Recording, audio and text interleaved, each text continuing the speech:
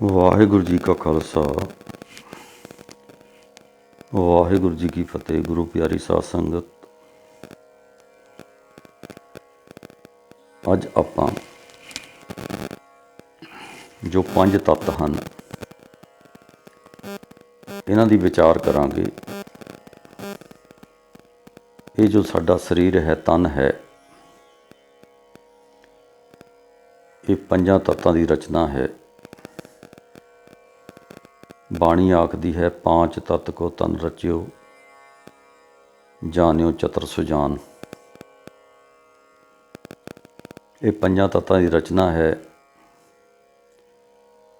5 ਤੱਤ ਕਿਸ ਤਰ੍ਹਾਂ ਹਨ, ਪ੍ਰਕਿਰਤੀ ਦੇ ਵਿੱਚ ਕਿਸ ਤਰ੍ਹਾਂ ਹਨ, ਅਤੇ ਸਾਡੇ ਸਰੀਰ ਦੇ ਵਿੱਚ ਜੋ ਪ੍ਰਕਿਰਤੀ ਨੇ ਬਣਾਏ ਹਨ, ਇਹ ਕਿਸ ਤਰ੍ਹਾਂ ਬਣਾਏ ਹਨ, ਇਹਨਾਂ ਦੀ ਵਿਚਾਰ।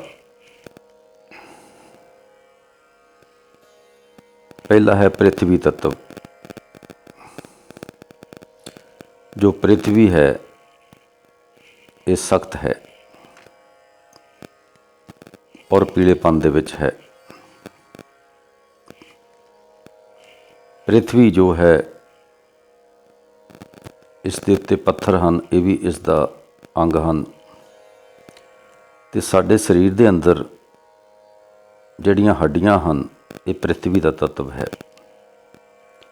ਪਹਿਲਾ ਤੱਤ ਪ੍ਰਿਥਵੀ ਤੱਤ। ਪ੍ਰਿਥਵੀ ਤੱਤਵ ਜੋ ਹੈ, ਇਹ ਸਾਡੇ ਸਰੀਰ ਦੇ ਅੰਦਰ ਜੋ ਸਖਤ ਭਾਗ ਹੈ,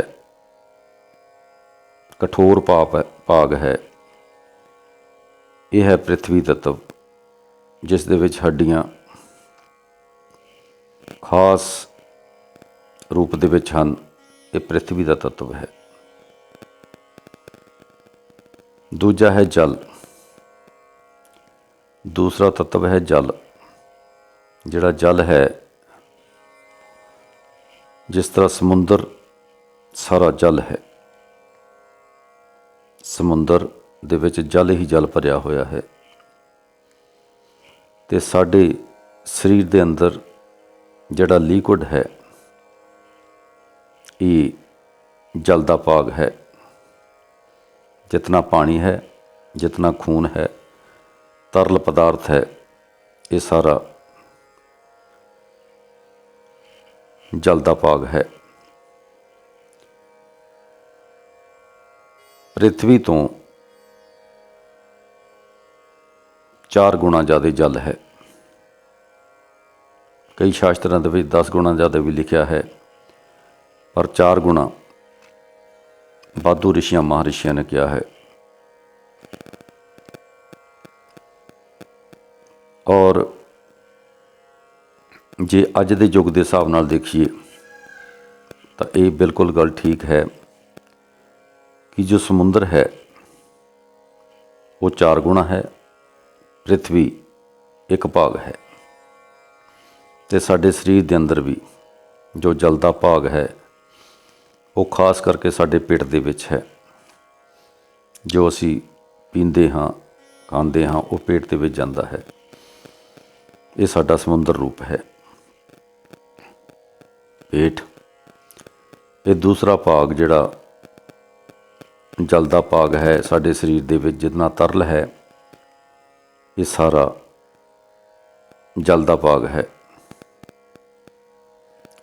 ਤੀਜਾ ਤੱਤਵ ਹੈ ਅਗਨੀ। ਜਿਹੜੀ ਅਗਨੀ ਹੈ, ਇਹ ਤੀਸਰਾ ਤੱਤਵ ਹੈ।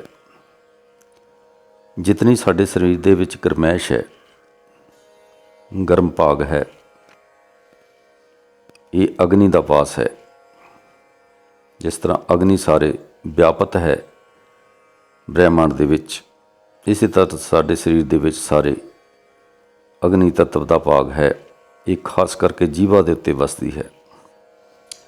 ਜੀਵਾ ਦੇ ਉੱਤੇ ਇਸ ਦਾ ਖਾਸ ਵਾਸ ਹੈ, ਕਿਉਂਕਿ ਜਿਤਨਾ ਵੀ ਅਸੀਂ ਪਦਾਰਥ ਖਾਂਦੇ ਹਾਂ, ਗਰਮ ਗਰਮ ਖਾਂਦੇ ਹਾਂ, ਅਤੇ ਜੀਵਾ ਦੇ ਅੰਦਰ ਵੀ ਅਗਨ ਦਾ ਭਾਗ ਜ਼ਿਆਦਾ ਹੈ।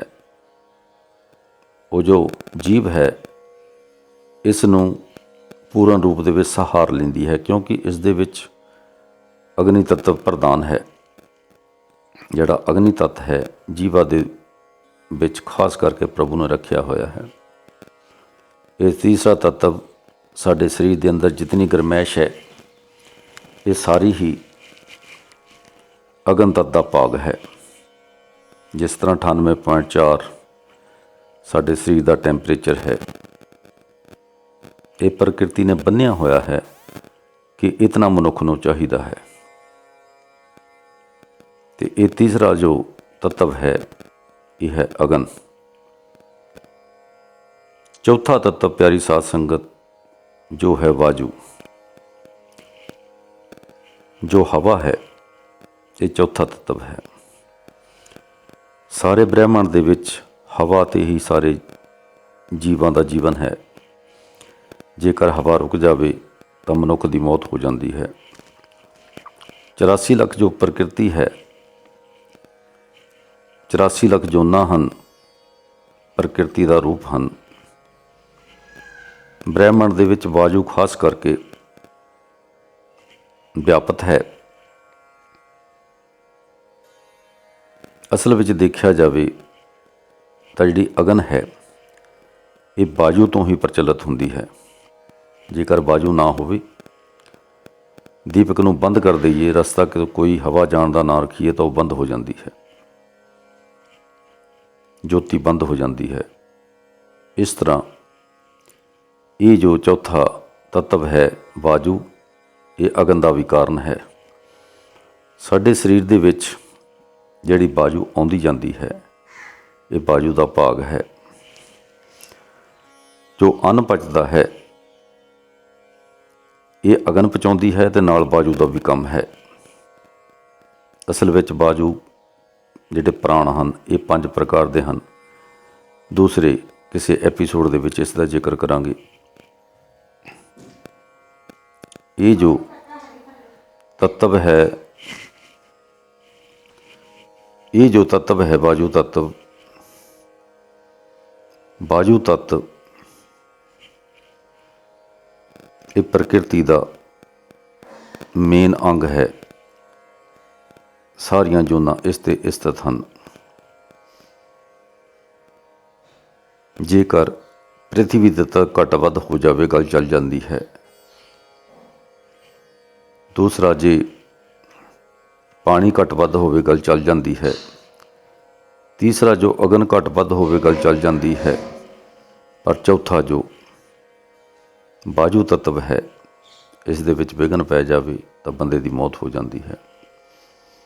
ਇਸ ਕਰਕੇ ਸਰੀਰ ਦੇ ਵਿੱਚ ਜਿਤਨਾ ਵੀ ਵਾਯੂ ਹੈ, ਸਾਹ ਆਉਂਦੇ ਜਾਂਦੇ ਹਨ, ਸਾਰੀਆਂ ਨਾੜੀਆਂ ਦੇ ਵਿੱਚ ਵਾਯੂ ਹੈ, ਅੱਖਾਂ ਦੇ ਵਿੱਚ ਵਾਯੂ ਹੈ, ਸਾਡੀ ਖੋਪਰੀ ਦੇ ਵਿੱਚ ਵਾਯੂ ਹੈ।